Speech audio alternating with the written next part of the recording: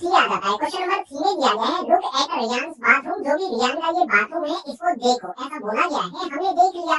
अब इसके फर्स्ट वाले पार्ट में बताओ what are the coordinates of four corners O F R P of the bathroom. जो भी बाथरूम ये वाला पॉइंट ओ है, यहाँ पर एफ है, यहाँ पर आर है और यहाँ पर पी है, ये कोऑर्डिनेट्स अपने को बताने हैं। तो बड़ा सिंपल सा है, जो भी मेरे पास यहाँ पर आंसर है या फिर सॉल्यूशन है वो क्या हो जाएगा, सबसे पहले तो ओ के कोऑर्डिनेट्स यहाँ पर हमें लिखने हैं। ओ पॉइंट को देखो कहाँ पर है, ये रहा। ओ क्या है, ओरिजिन है, और ओरिजिन के कोऑर्डिनेट्स क्या होते हैं, 0,0 होते हैं। इसके बाद मेरे पास नेक्स्ट वाला पॉइंट क्या आ जाता है, एफ। एफ वाला पॉइंट देखो कहाँ पर है, ये रहा।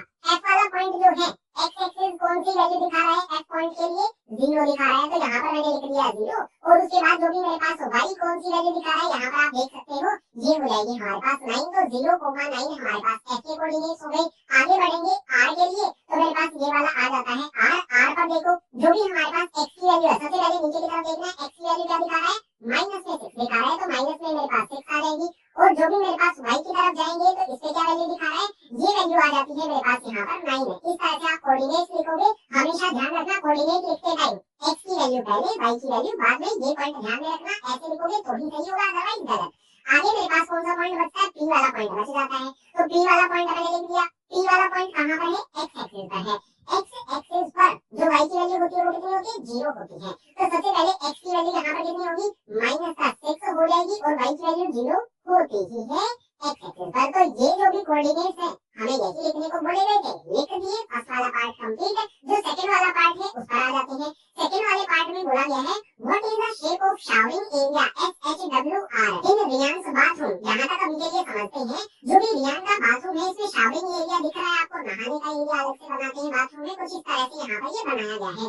इस एरिया में आपको दिखेगा SHWR, ये नहाने का एरिया है। तो SHWR जो भी है इसकी शेप कैसी है, ध्यान से देखो आपको समझ में आ जाएगी कि जो भी मेरे पास ये वाली लाइन है और ये वाली लाइन है काइंड ऑफ पैरेलल ही है। ध्यान से देखो, ये भी हॉरिजॉन्टल लाइन है, ये भी हॉरिजॉन्टल लाइन है, दो लाइंस मेरे पास पैरेलल है।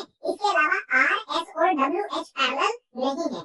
कभी भी दो लाइंस पैरेलल हो किसी क्वाड्रिलेटरल की और दो नॉन पैरेलल साइड्स होती है। पहले तो यहाँ पर हम लिख देंगे कि जो भी हमारे पास यहाँ पर ये लाइन है आर डब्ल्यू, यहाँ पर हमारे पास क्या आ जाता है, आर डब्ल्यू वाली लाइन है एंड एस एच वाली लाइन है। यहाँ पर ये पैरेलल का साइन लगा है, ऐसे दो डंडे का मतलब हो जाएगा पैरेलल। तो आर डब्ल्यू जो भी हमारे पास है वो एस एच के क्या हो जाती है, पैरेलल हो जाती है।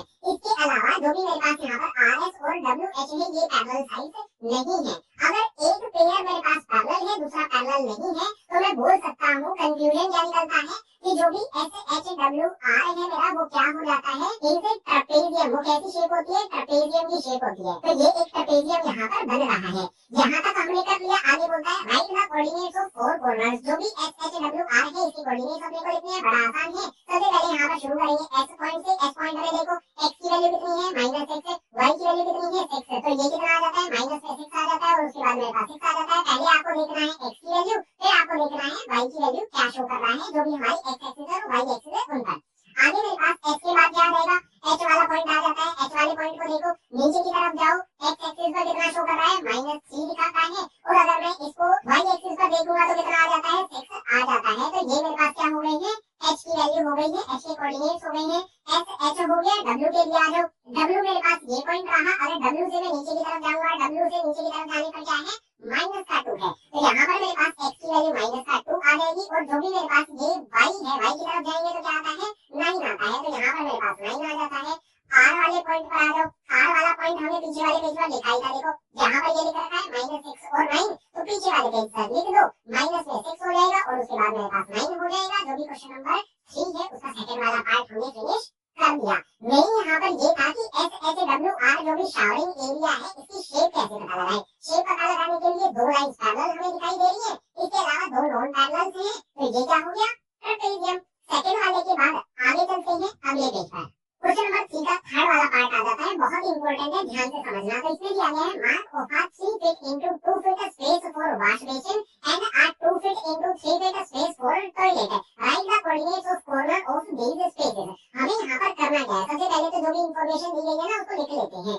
जो भी वॉश बेसिन है उसके अराउंड हमें क्या करना है, मार्क करना है रेक्टेंगुलर, और रेक्टेंगल जैसा होना चाहिए 3 फीट होना चाहिए, इनटू में 2 फीट होना चाहिए, ये एरिया हमें मार्क करना है। और जो भी मेरे पास यहाँ पर टॉयलेट के लिए आता है, टॉयलेट सीट जो लगी हुई है वो आपको दिख रही है ना, टॉयलेट मेरे पास जो भी आता है उसके लिए क्या करना है, 2 फीट इंटू 3 फीट। तो यहाँ पर लिख देते हैं 2 फीट इंटू में 3 फीट। इस तरह से मेरे पास इंफॉर्मेशन दी गई है, आप बड़े ध्यान से सुनो। हम एक रेक्टेंगुलर पार्ट बनाएंगे किसके अराउंड, सबसे पहले वॉश बेसिन के अराउंड है। तो ये रहा वॉश बेसिन, वॉश बेसिन के अराउंड हमें 3 फीट, जो भी हमारा 3 फीट होगा ना वो हॉरिजॉन्टल होगा। जो भी पहले आया है वो आपका हॉरिजॉन्टल होगा, जो दूसरे आता है वो वर्टिकल होगा। तो सबसे पहले इस वाले पॉइंट से शुरू कर दो। यहाँ पर हम क्या करते हैं, 3 फीट में हमने क्या बनाया, हॉरिजॉन्टल बनाया, एक्स एक्सिस के अलोंग हमने ये बनाया।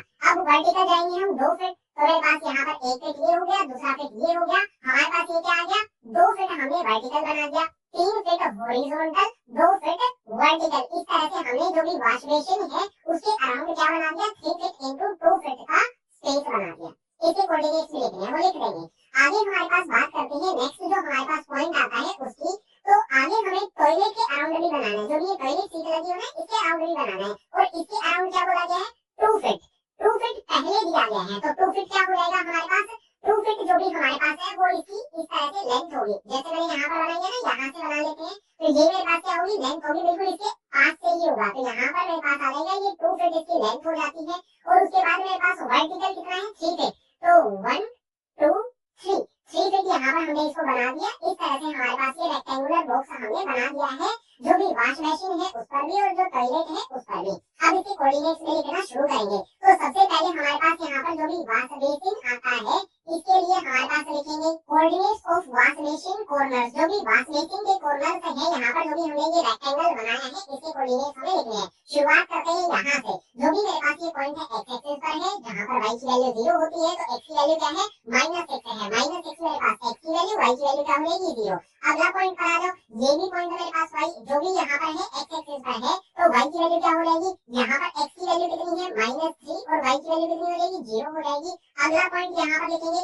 अगला पॉइंट मेरे पास देखो, ये वाला पॉइंट होगा मेरे पास, इस वाले पॉइंट को देखोगे तो ये -3 की तरफ इशारा करता है, और इस तरफ कितना है, 2 है।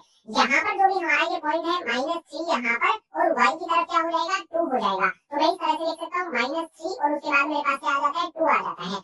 अगला जो मेरे पास पॉइंट है यहाँ पर, ये होगा वॉश मशीन का लास्ट वाला पॉइंट है।